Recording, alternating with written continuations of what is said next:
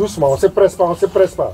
Vous voyez déjà chez moi, je suis sur la nappe déjà, c'est le fer qui est en train de faire son travail.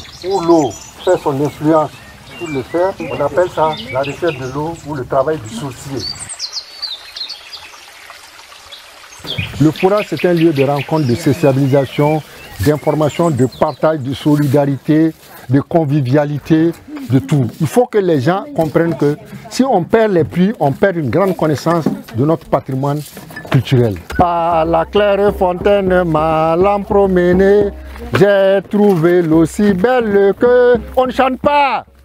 Je vous entends pas.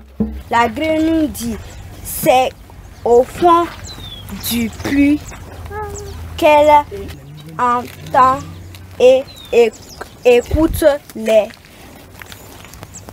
nouvelles du village. À partir de 4 h du matin, les femmes sont déjà sur le chemin de la recherche de l'eau pour revenir souvent même jusqu'à 10 h, 11 h. Et ça, c'est vraiment une corvée qui fatigue les femmes burkinabées.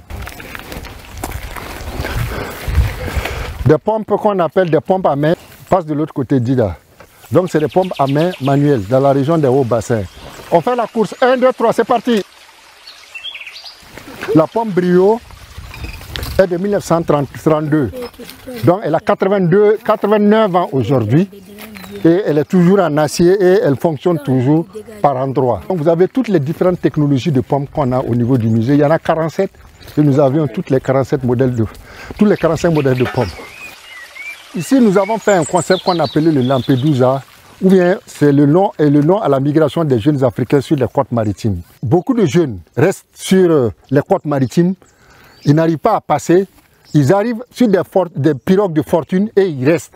On ne veut plus que l'eau soit un véhicule de mort pour les gens. L'Europe n'est pas le meilleur paradis du monde, le meilleur paradis c'est chez nous ici.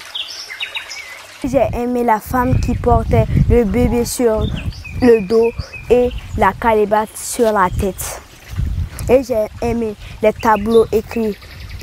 Et j'ai aimé la pompe. Et j'ai aimé les bâtons qui nous montrent où l'eau est. Il y a les expositions muséales itinérantes avec les enfants, les élèves.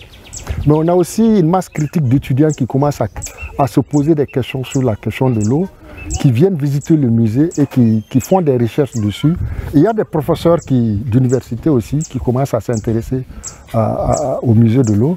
Donc je pense que dans les années à venir, ça va être vraiment, comme je l'ai dit, une université, quoi. L'eau ne doit pas se verser à terre, l'eau est une denrée importante.